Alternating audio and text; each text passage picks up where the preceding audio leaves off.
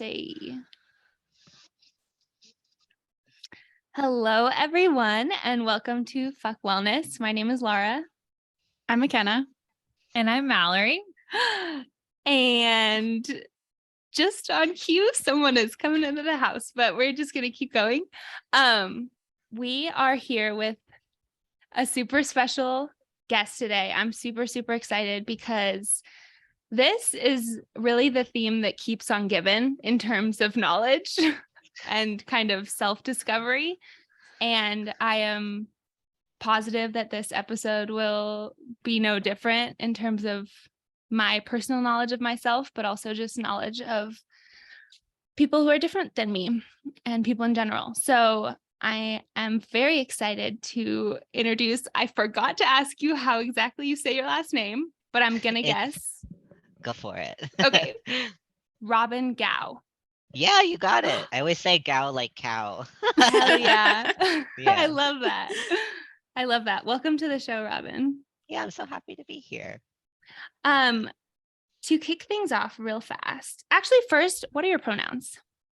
I use any pronouns, just not she, her pronouns, but I prefer he, it, its pronouns or fey, fair pronouns, which are a little bit less common. So I understand if people don't know those, but anything but she, her is pretty much fine.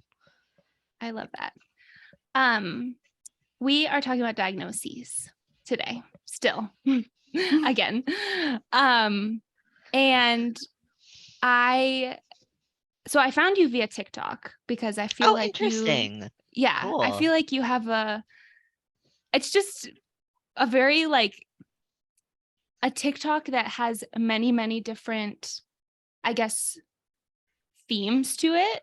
And they're all themes that kind of grab my mind that I like. And so, yeah, I mean, For You page doing the For You page thing. I found your TikTok and I found specifically one TikTok that I really, really loved. And it was talking about diagnoses a little bit and how, obviously they can be useful, but they're mostly, sometimes they can just kind of, what is the point of us having them other than as kind of a status symbol in our capitalist society of usefulness almost. And I don't know. I would love to hear kind of your take on diagnoses in general. Yeah, I mean, I'm happy to talk about it. It's so, I'm so sorry. Whoa. No, your dogs have something to say as well. And we respect your that. dogs. They definitely do. If they keep going, I'm going to move them. I don't want to keep interrupting us with this. But I have thoughts and I'll be right back. Okay. A quick pause. Oh my gosh, they're so cute. I want to cuddle them. They're running around. Lara, don't forget that the intro to that they don't know anything about Robin, the audience. What? Okay, never mind. Okay. I heard something weird outside. Anyway, all right, diagnoses. Yes. I think what's really complicated is just I think it comes from my own experience of having been diagnosed with a lot of things. So the earliest thing I was ever diagnosed with was Asperger's syndrome, which is not a diagnostic category we use anymore because Hans Asperger's was a eugenicist in the Nazi regime. Genuinely, that's where that term. I know, really bad. And a lot of the roots of autism diagnosis are from his work and other people who were doing really terrible work on people with intellectual disabilities. But anyway, I was diagnosed with that when I was very young and some learning disabilities that I kind of just continued to kind of cope with for a while. In high school, I was diagnosed with OCD, generalized personality disorder, generalized anxiety disorder, and oh gosh, what else? I'm trying to think. Oh, and I had an eating disorder. And then in college, I was diagnosed with schizotypal personality disorder. And like, the list just keeps on going. I understand myself as autistic now, like I said, as that other category has kind of been folded into the autism diagnosis. Um, and I have OCD. So like lots of different things going on. And I guess like at a certain point, I start to be like, I don't know, like sometimes the diagnosis feels like it's a gatekeepy thing because like I don't know, I feel like I would deserve access to like whatever kind of care or support I need, like whether or not I had the time to get diagnosed with things. And then some diagnoses kind of overlap and like psychology, and it's interesting because I actually went into college as a psych major. I studied psychology for like 2 years and I even like presented some papers at conferences and stuff. And I stopped being able to do it because it was really hard because it was so personal for me. Like for a lot of my like colleagues, like it wasn't personal to them. They must have been neurotypical in a way that like it wasn't hard for them to talk about these things. But like I'm someone who's survived a suicide attempt and like I'm someone who's had a lot of complicated life experiences. So like it was just very difficult to like engage in an objective way. Um, but in like studying psychology, the categories we make are also just, I mean, they're observed behaviors and stuff, but they're not, I mean, the diagnoses change between DSMs based on like what we learn. And then the whole other thing is that sometimes I think, and then I'll stop rambling. I just have a lot of thoughts on this. The other thing that I think is that like some disorders like don't always feel like disorders, and I think that it's more just like either impacts that like our society has on people, which are like reasonable responses to bad things. Um, or like being autistic, like I don't really feel like it's a disorder. I feel like it's kind of a disability because society doesn't really like accept it. But like I like being autistic doesn't harm me or make me unhappy. I'm usually made unwell by like the situations of society. But yeah. And really quickly, I just feel like we should give a quick background too of where you are Yeah. now, of like where Totally. you work, those sorts of things. I Yeah. do want to dive right back into what you just talked about because I think that so many of those are so important. And I just first thank you for sharing and being open about sharing your unique experience because I mean, even in this month, I feel like my experiences I've realized have been like coated in so much shame. And Yeah. I just think that it's like enjoyable is not the right term maybe, but like it's important to have these conversations. So yeah, I'll let you take it away again. But yeah, just want to Yeah. make that note. Yeah, totally. So I work at an LGBT center. I used to coordinate like support and community groups for all different parts of the community. And then now I coordinate like education programs. So I train organizations on how to be more LGBTQ plus inclusive and supportive of the community. Um, and then I also write books for queer kids. I write books for like middle schoolers and high schoolers essentially. And then I write poetry for adults. And I really love writing poetry, but my main focus is mostly like the youth writing. Yeah.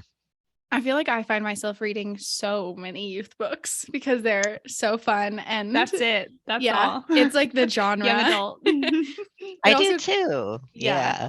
It reminds me too, I think, of when, I was a teenager and getting able to like, I don't know, escape in a different way as an adult. But quick question. So with your kind of your writing and poetry and that sort of creative side of yourself, like how have you felt like that has impacted your life just in general? Or where did you kind of discover or take the leap of faith that you were going to kind of write and publish books and get your writing in front of people? Yeah, I mean, I've been like a storyteller for as long as like I've been a person. Like I didn't really write and read until I was in like third or fourth grade, which is a little bit delayed than most people, but I would like write books, air quote books, in like pictures. So like I've always told stories. It's just always felt like a part of myself. I mean, I think it comes from like my family also is definitely storytellers, like in very exaggerated ways. Like my dad and my uncle always told me stories. And I think that like I've just, loved being able to share that with people. I think it's something that like I think that it's been like one of the most positive parts of my life in that like I feel like it's something I can come back to. Like I can continue to explore about myself and like I feel like it's like a landing place. Like if the rest of the stuff in the day is stressful, like I know that I can come and write a poem and either process it or like you said, like escape. Yeah. I think that writing, reading, and from what I've seen about the things that you write, I feel like it's very much kind of maybe something that you, or this is how I'm taking it, as something that maybe you wish that you could have had like as a young person. And I definitely find myself gravitating more towards like young adult queer fiction right now, because I'm kind of like, dang, I wish I could have had my hands on this when I was actually 13, 14 years old, but it still hits the same when I'm, 26. Like it still feels good to read. That's definitely like why I started writing for young adults. I mean, I took a class, I have a master's in poetry, and I took a class like kind of by accident on young adult literature. And I was like, ugh, I don't know what to write. Like, I don't know what kids want. My professor, who's like an hour friend of mine, like told me, like, you should write the story you felt like you needed. And that really just opened it up for me because like and I think that truly I really think that everybody has those stories like things that you wish that you could give your younger self and that's what writing for youth means to me is like trying to think about those spaces and like you said like I think it's really powerful to even read as an adult because I think that it heals some of those things like there were no books well maybe there were but I never saw a book about a trans person until I was probably 20.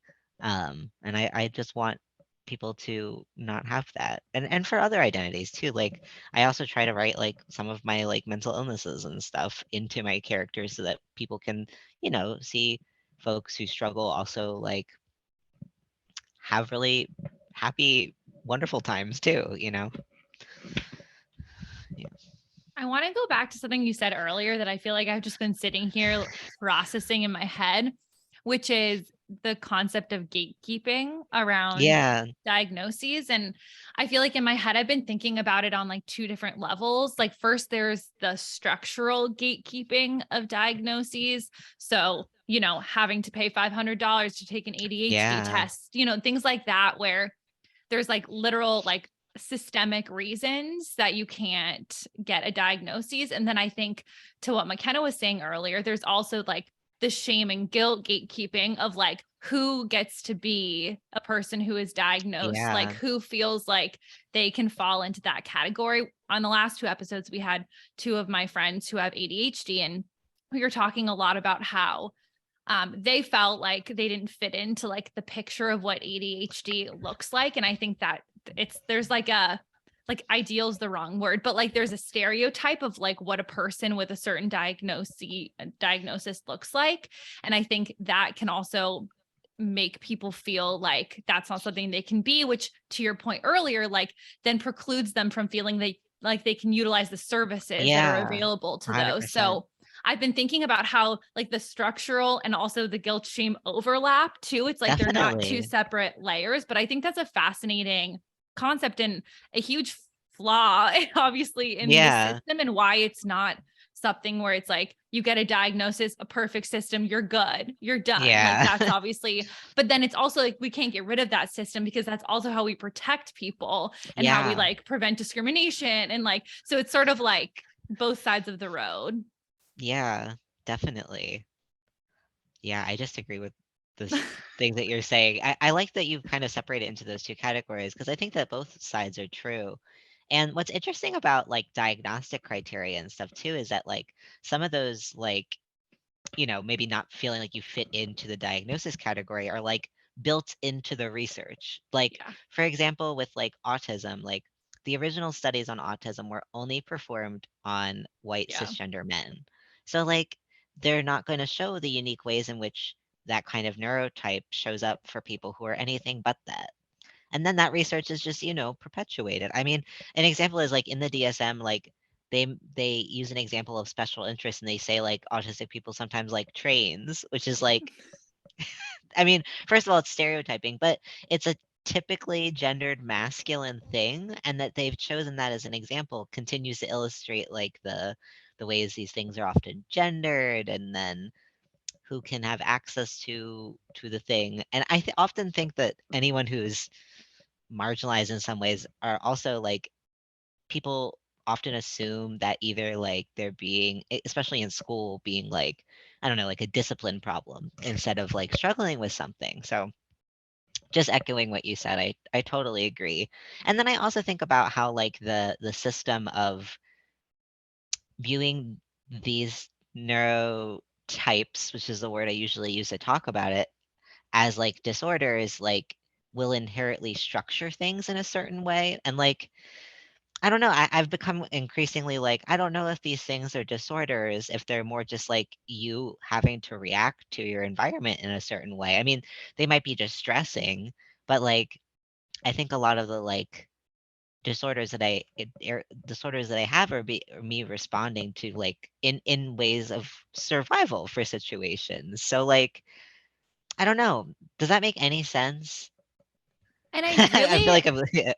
Totally. And I really like that there's been more advocacy around this too. Basically, you're not the first like person who's talked about autism from the perspective of like, it's not something to like fear or like not want to be. It's a way that I'm existing in the world. Yeah. And I think that, I mean, obviously I understand why people like wouldn't talk about that as much because it's not as Yeah. normalized, but I really like that that conversation is happening. And I think it does take some of that guilt and shame away of like, no, like Yeah. I'm okay with who I am. And like this, you know, I mean, yeah, the disorder, which is funny because when we were coming up with a theme, I didn't even think of it in the frame of like disorders. I was just like, oh, a diagnosis. But I think they kind of sometimes can overlap a little bit of what people Yeah. think of a diagnosis. When we came into this month, we were kind of just thinking about it from mental health. And then in the first episode, we thought about some of Lara's medical diagnoses and we're like, oh, well, that is actually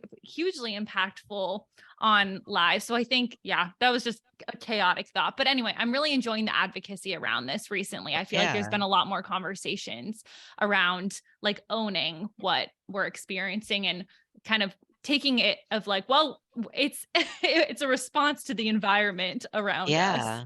So I like the neurotypes. That's a good way to frame it. I don't know if this is related, but this is a thought that I just had while I was at the gym. What is the thing called where you see colors or Oh, where some synesthesia. what is it called? Synesthesia is like if Synesthesia. you hear colors, or it's like when Yes. you're switching the senses and such. Yeah. Yes. Because I was thinking about someone I know who does that, and McKenna, you have some of that, right?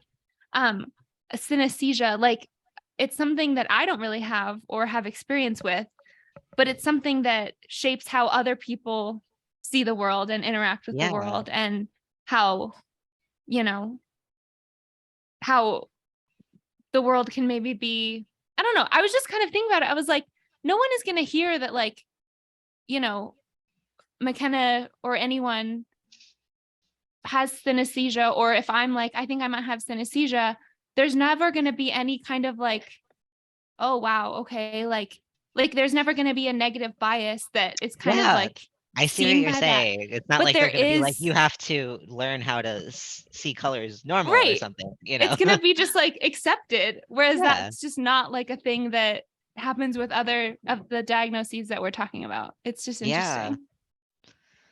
I also Yeah. feel like, and I was just thinking about this, it's not a fully formed thought, but like I have anxiety, diagnosed anxiety. I would never not want to have anxiety. Like I want to manage my anxiety to some degree, but like I think it helps me as a person. I think like I would never want to get rid of it. I think it's taught me a lot about empathy and where other people are coming from. And it's like, it's served me in a lot of ways. And so I think also giving the nuance to a lot of these, like I think there are absolutely like diagnoses that people like my migraines. I can find no good reason for me to Yeah. get these migraines. 0% not happy with it. But I think it's interesting to think about also some of the ways that our diagnoses have like made us who we are in a lot of ways and have, I don't know, made me a better person. It sounds weird, but like really in a lot of ways, I think it's helped me connect to people in a way that if I didn't have it, I wouldn't be able to. And I Yeah. appreciate that about it. I don't know if that makes sense, but No, I think it does. I mean, I think that diagnoses and kind of having various experiences like that are kind of like they put you in a different relationship with like understanding what the norm is. And I think once you live in a way that's like, I don't know, in some sort of contention with what everyone tells you you're supposed to do, I feel like that kind of like, I don't know, it always makes me feel more connected to other people because I like understand at least a little bit about what someone else is experiencing if they're struggling in some kind of way like that. So like I totally hear what you're saying.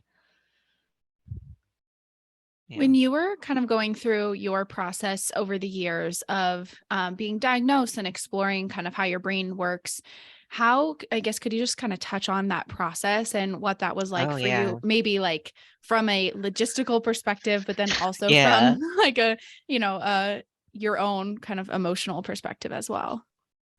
It was always kind of like a patchwork process because I've like my family growing up didn't have a lot of money, but we did have health insurance, so we had some access to, you know, mental health supports, but it was always limited because like our health insurance plan was like you can only have a certain amount of sessions. So I would on and off have therapists who might give me tests or give me a diagnosis just based on like, you know, their evaluations and such. Um, I was formally tested very young for when when I was diagnosed with Asperger's, but like autistic. I had like a very formal, like long day of like very strange tests that didn't make any sense to me. Um, it's interesting because my parents wanted me to be tested because they thought I was gifted. That's not how it turned out. I think that I'm gifted. I think everyone's gifted. But anyway, that was more formal through a school. As I became like into high school, that was with on and off with therapists. And then I was lucky in that like my college offered, counseling to anyone who wanted it. And I think I was just really struggling and I just wanted to try. And I think that I've had a periodic problem of ghosting therapists. So I kind of I think that I really struggled to find someone who also like understood me as a trans person. And also if I felt like I disagreed with a diagnosis or I didn't like how they were approaching me, sometimes I would pull out of it. Um, I think that that's something that I've kind of worked through and I stopped doing now, but it's something I think that it was just hard to I always found myself wishing like I wish that another neurodivergent person was talking to me instead of like a lot of ways it just felt like always like trying to add up my symptoms and be like, oh well you have this. And then like I think that one of the diagnoses that I really was frustrated with is like so the thing is schizotypal personality disorder. It's not schizophrenia, but it's like related in the sense that I experience different kinds of psychosis, or like thoughts that are not real. Um, but like it doesn't harm me. Like I think I felt frustrated because the one therapist I had really wanted to like find a treatment plan, but like of all my things that I deal with, like it doesn't really harm me. It's never gotten to any point where I like am in danger. It's really just like some very specific, unique experiences. And then I think about how like health outcomes for folks who experience psychosis are 100 times better in countries that are considered like air quote third world, like, and I'm sure that's like a derogatory term, but somewhere that might be considered like the developing world. And that's because like places that value community more, value people for their unique, maybe sometimes strange experiences, but wouldn't just be like, well, that's super weird that you see things that aren't there sometimes. You must be very wrong and we have to try to fix you.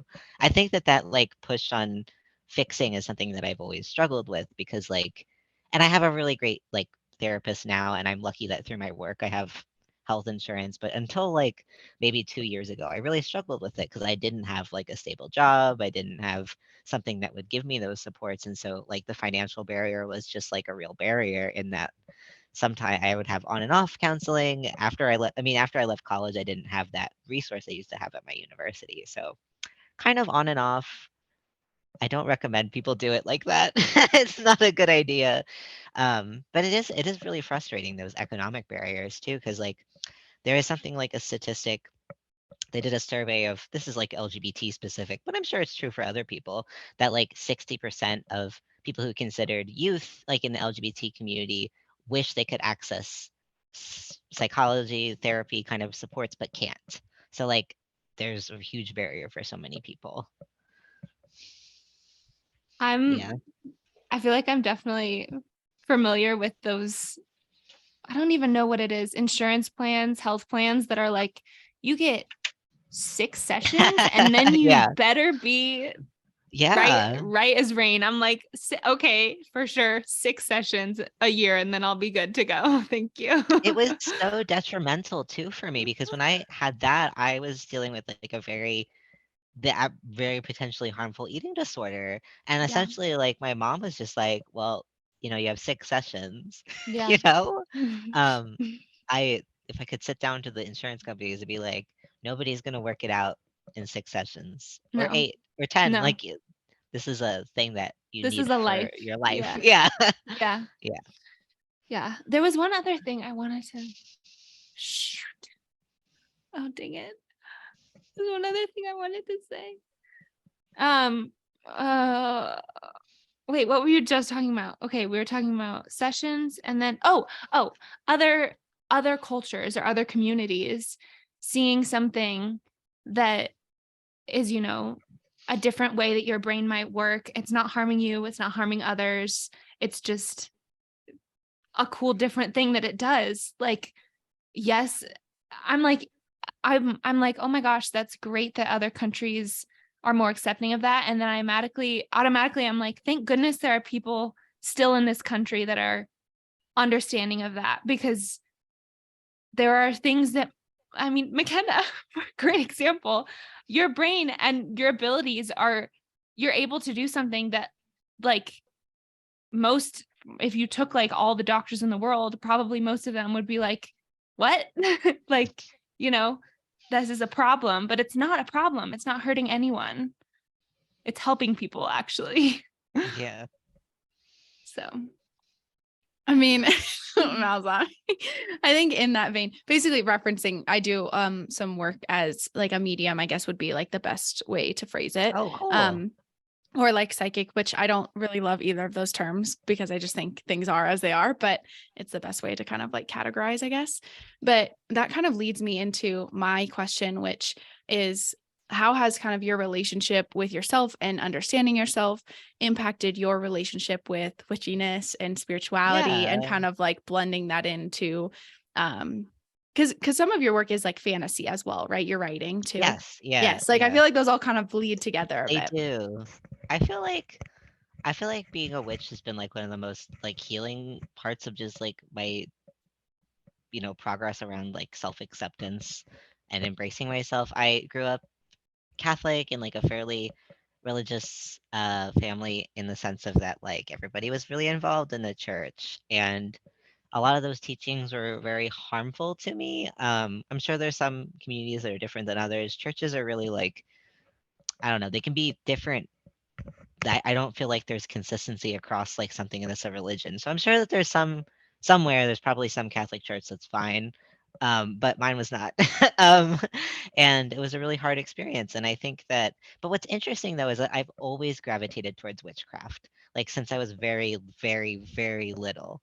Like I would dig up things in the yard and like make spells, and it was playing pretend at first, but it's always been like a part of me in that like, and for me my witchcraft is really about being able to be connected to nature and the world around me. And like I believe I guess a term might be like an animist, which is that like I think that everything has like some sort of spirit, some sort of like aliveness to it. um And I think that that's part of my witchcraft. But I think that also being able to have a space to connect to the past too. I love to learn about folk traditions, and stuff like that. And I think that that's also been very helpful for connecting to like my own ancestry. Like I do a lot of research around. My family's like Irish and Italian, so studying those practices I feel like is healing because didn't have a really perfect relationship with my family. But like being able to connect and try to think of like who did magic and witchcraft in my like distant past, I think was really healing. And then just like the practices themselves, I mean, like it's an act of centering yourself and thinking about what you want the world to look like, which is something that I don't know, as a culture, it's not usually thought of like that. I mean, sometimes there's places to think about yourself, but I think it's like a very radical act of self-care to like, you know, manifest and create the spaces that you want and need. Um, yeah, and yeah, I think that that's the basics, but I've been doing witchcraft for probably since I was 18. So a good time now. I've trained under a few different teachers, which is cool because you get to learn how other people's approaches are and stuff. So I'm very eclectic though. Oh, I feel like a lot of that too. It's like, I don't know. When I first like started talking about it publicly, I had this really big fear that people were going to judge me or like put labels Yeah, on me about 100%. certain, how my brain is working or like all of these things or diagnose me, honestly. And Yeah, I don't know. It's just, I love how you explained it because that's exactly how I would explain a lot of it is like you like feeling as though everything has energy that runs through it and feeling that connection to everything and specifically nature. And then also I'm not religious and I didn't have, access to religion growing up, but to me it's like in that space of religion, it's like things happen to you. And I think yeah, it kind of reclaiming like, no, I have a place to play in this as well because I'm part of yeah, all of this. And I don't know, I just think it's like a really cool way to kind of connect and however you do it or whatever your rituals are, or whatever your belief system is specifically. I don't know, it's just like a much more powerful approach, I think. Feel free to talk about this, or elaborate as much or as little as you want, but I'm curious like what witchcraft means to you and what that like looks like in your yeah, day-to-day life. I just feel like we don't hear about that a yeah. lot in our day-to-day life. So I'm just putting my brain in like a listener's brain. And I feel like that would be my follow-up question is like, so curious about what that means and looks like to you. Yeah, that's a really great question. I appreciate it. I do think that I just echoing what we were talking about too is like I do think there was a period of time where I was very scared about talking about it. Um, but then honestly, like I came out as trans and like, nothing shocks anyone Anything anymore. goes now. It I think that that's probably like one of the best things about being trans is that like I don't know, you've done a big hoop. I mean like I it's true that people still judge people who are witches, but like I feel like I've gotten to a good place, and I think that the queer community in general is pretty full of witches. But in my day-to-day life, like I think that a lot of what I do is kind of part of a ritual in the sense of like the first thing I do in the morning is I take a walk and I like collect things from the walk. So like I try to like ask the trees like what can I have that you have? And it might be walnuts, it could be like a flower. Um, Ask them what they know that I should know. And I usually kind of like read the natural signs. And like some of it is witchcraft and some of it is like back to the practices that, we used to have in the sense of like paying attention to what's happening around us. I think that a lot of like some of our disconnects is like because capitalism is so like I don't know, you have to, and it's for survival. So I'm not like judging people who don't have time to pay attention to the birds, but it's because you're so busy and you're just trying to stay survive. But like when you get time to pause and think about those things, you can like the world will tell you so much. Um, and that's like the first thing I do. I do not suggest that everyone gets up at 5 a.m., but like I get up at 5 a.m. and I take a walk with my dogs and I collect things and then I do something at my altar. um, whatever kind of time of year would probably impact that. And then I usually it's like I say like I bookend my day with witchy stuff. So like I do something in the morning then. And then at night I usually do spell work that's a little bit more deliberate. So that would be more about like if there's a goal that I need to meet, if there's something I need help with or support with. Um and like this is the part that like sometimes freaks people out, but like I primarily work with demons, which a lot of witches will tell you not to. But the thing that is why I work with demons is because I understand demons as like an energy that's been cast off or shut out from the world. And that's something that I really relate to on a deep level.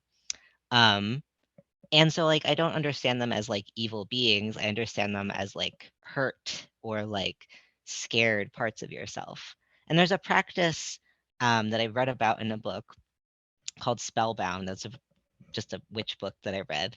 Um, that is a cultural practice in a few different, and I don't do this specifically, but there's a cultural practice around like feeding your demons, which is essentially like looking at the parts of yourself that you're most scared of and like asking what does that part of myself need. And I think it's connected to something like that, like which would be like thinking about my own needs and what parts of myself I feel like are part of my underworld or something like that. And I think that that's just that, and that's where I usually go to like manifest something or like try to bring that into the world. So that's kind of like what a whole witchy Robin day looks like.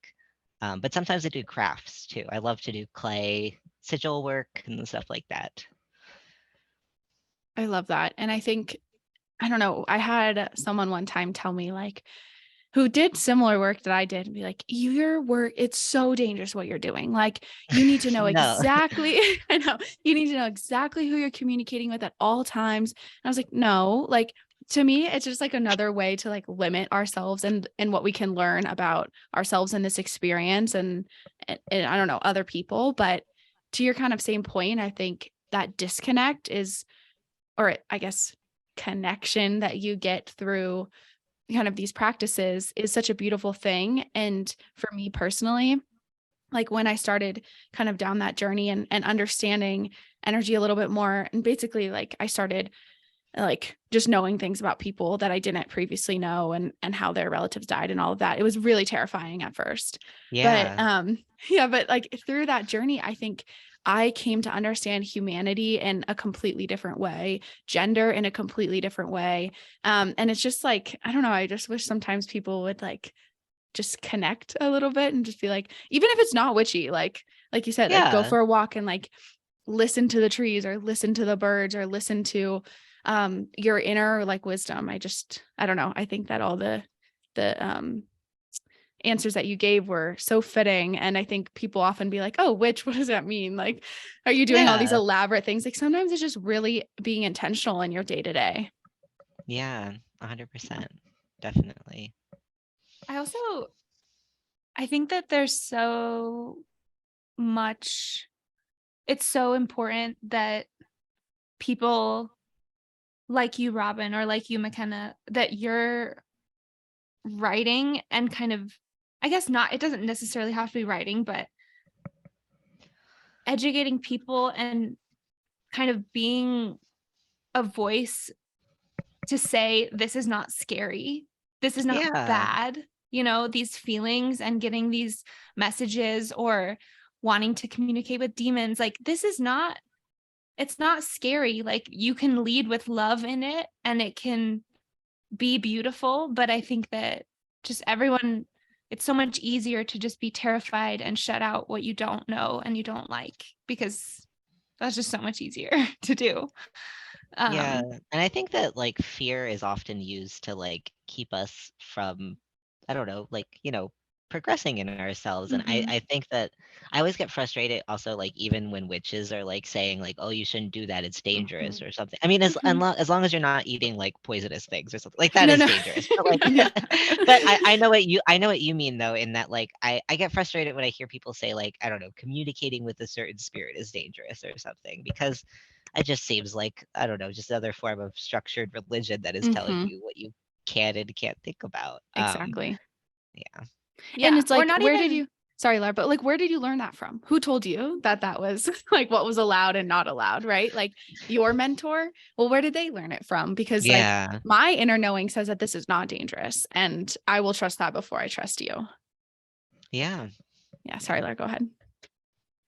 I forgot what I was gonna say. So I get so heated about that. It makes me No. so mad. Sorry. I forgot what I was just about to say, but I guess like messaging around certain things being maybe scary or to be feared is one thing, but I think there's also a level of messaging around, as you said, like, you know, the tree isn't going to give you a gift that you can then sell and then make money off of. So there's Yeah. an element of like, well, what's the use then of you Yeah. getting up at 5 and going on a walk and, like all of that.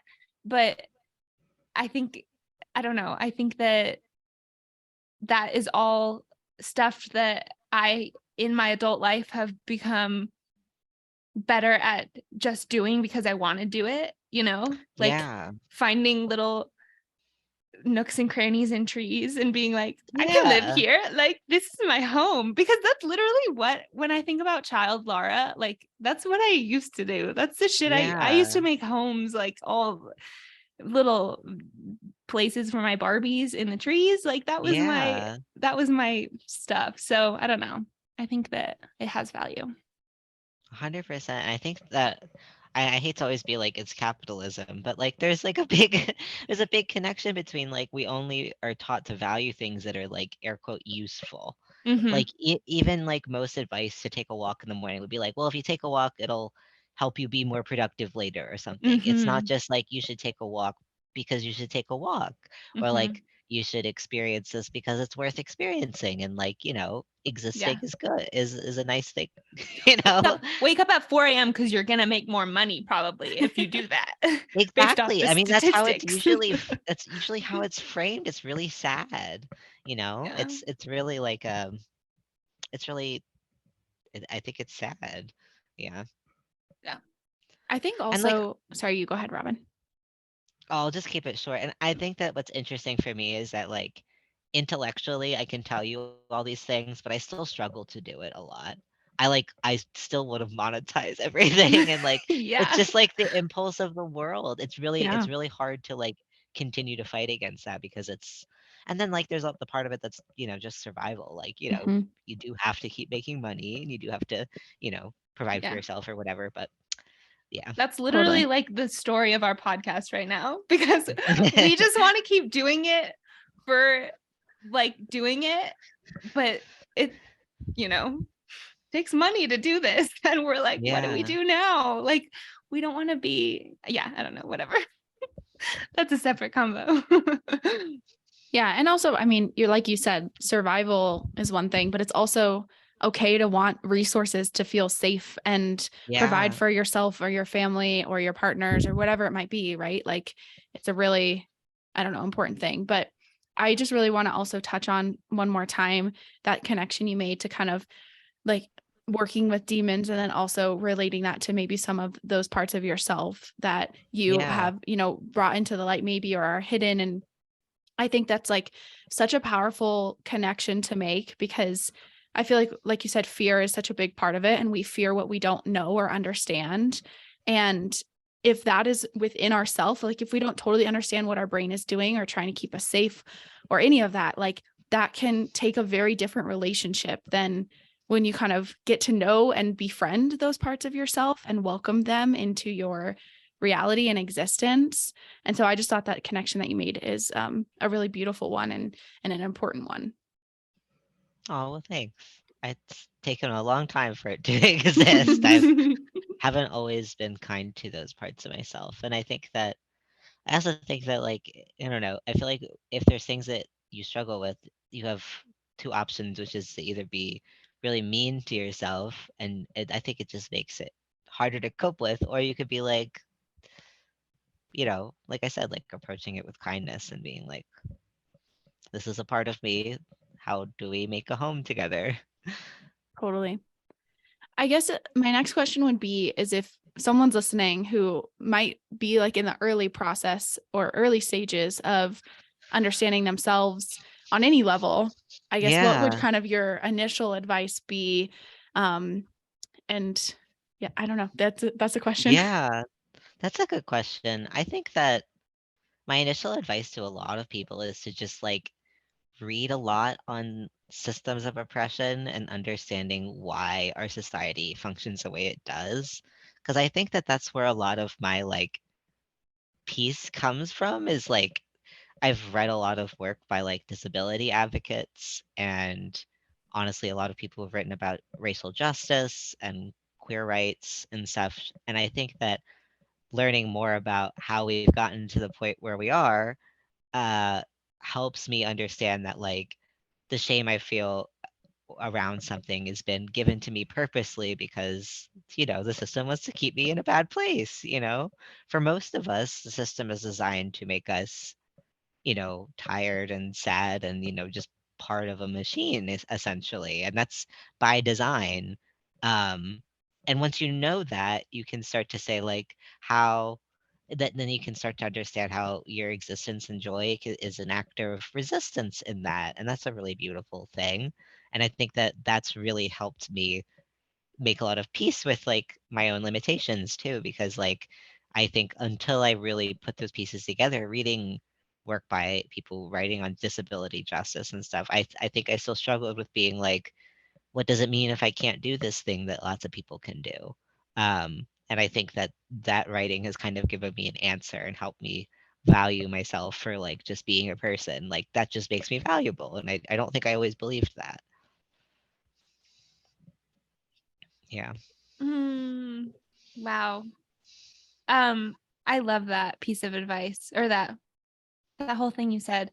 Maybe if you have some book recs, we can Yeah, grab them sure. from you and put them in the bio of this app because I feel like you would Yeah. have some very good recs. Totally. I think that my biggest one is called care work. I think that the line under it is called like Dreaming Disability Justice. It's a really just very good book, very helpful. Um, but yeah, I can definitely give you some more. I'm like a huge book nerd. Like I read all the time. Besides just stuff about that's more theoretical, I just like reading. Yeah. Any last questions or thoughts? I feel Um, was there anything else on like the theme of the month, like a dialogue about diagnoses that we didn't ask you about that you feel like you want to make sure that we talk about before we close? Yeah, I think the only thing I'd want to add is like why I think that like self-diagnosing is really valid. Um, I just think it's important to make that space because like so much of like I think I enter the conversation via like autism because that's what I am. I'm autistic. So like I think it's and I'm somebody who is formally diagnosed, but like I think that being autistic is more about like understanding yourself within this community. And like I've had friends who like have actually been like denied a diagnosis, but they like clearly read as autistic to me, someone who is autistic. So it makes me be like, that person deserves a place in our community, whether or not like some therapist has decided that they are. So I mean, I know it's a nuanced conversation, but like I just feel like it's important to have that space, especially like I said, for like marginalized folks too, whose the diagnosis isn't always built for us or isn't even built for anyone. But anyway, I could go on forever. But I don't know. I just wanted to add that I think it's really important to embrace people. I feel like that is very important and something that I feel like I'm really in the trenches with right now. And I feel similarly about like any sort of label I'm putting on myself, which I think is really interesting that they go hand in hand, right? Like, oh, you like, I don't know, figuring out maybe what my sexuality is or what like Yeah. what's going on with my brain. It's like, oh, well, I don't get to claim that. Someone has to come and tell me that like that is what I am, right? in a Like formal Yeah. in a ceremony. formal way, be like, Yeah. Yeah. and then you look back and you're like, well, I do this and this and this and this. And when I was a kid, I definitely had all these crushes and I Yeah. love reading queer YA books, like all these things. It's like, like maybe all the ADHD tests that you took online that tell you that you probably have ADHD are right. Like, I don't know. It's just like a weird thing that I think I have a lot of insecurities about, of like, who gets to claim what and why, and is that, fair? Or I don't want it, like, fear around getting formally diagnosed. I don't know. It's all this stuff. So I think that you make a really good point of kind of like, wherever you're at, if that's something that you claim because of how your brain works and how you exist in the world, or even if you experience trauma, like whatever it might be, I think that it's important to be able to have your own narrative about it. Yeah, definitely. Yeah. Or even if it's not like I'm formally we keep saying formally diagnosed. I'm not like self-diagnosing myself with something, but maybe I have just, all of these different tics that are similar to people with this diagnosis. I can still connect with them in a means of learning about myself and learning about them. It doesn't so much I have to can be. see that too. Definitely. I don't can see know. that. I think it's Yeah. so flexible. Anything else? I just would really love to know, Robin, where we can connect with you, where we can buy your books, where we can support your work, all of that stuff. Yeah. My website is a good place because I put all my books there. I have a new book that's coming out actually next week. It's called Dear Mothman. It's a middle grade book, so it's very, very like I think I have it here. Yeah. It's for like middle schoolers, but I will say, what a I will cool say cover. I'm very lucky. Like the artist is really fabulous. Wow. But I will say that like I think anyone of any age can enjoy it. I read middle grade books, so I encourage folks who are of different ages. The main character is an autistic trans boy. And he writes letters to Mothman to kind of process coming to terms with himself. And yeah. And Mothman may or may not be real in it. But yeah, You'll so have to read it to find out. Yeah, you gotta read to find out. And yeah, my website's a good place. If people follow me on TikTok, that would be so fun. I don't have like a huge following, but I love having a space to reflect on the world and talk about being autistic and queer and about cereal sometimes. I love talking about Y'all, I can't tell you how much I love hearing you talk about cereal, Robin. Like, it's something I never thought would happen. I have not seen that content, but I need to, because cereal is like my number one. We love cereal. Yeah. We love consuming cereal, Yes. but now I do love learning about cereal. You're a very good teacher. I appreciate that. It's like my special interest. It's like the thing I hyperfixate and learn too much about. Yeah. It's just so fascinating. It's such a Yeah. like strange, very specific phenomenon. But yeah, Yeah. if you follow me, I will Well, talk now about I'm cereal. so curious. I'm like, what are you talking about? I need to know more. Okay, Yeah. not right now, but I will go stalk your TikTok after this. Good. Yes, everyone should. All right. Thank you so much for coming on, Robin. We appreciate it so much. Yeah, thank you too. Thank you for inviting me. This was really wonderful. It's so nice to meet you all. Stay in touch. Feel free. Happy first podcast. Yes. Yeah, I know. I'm so excited. This was so fun. Woohoo! You'll be doing so many more now, I'm sure. Awesome. All right. Okay. Bye, everyone. Bye. Bye.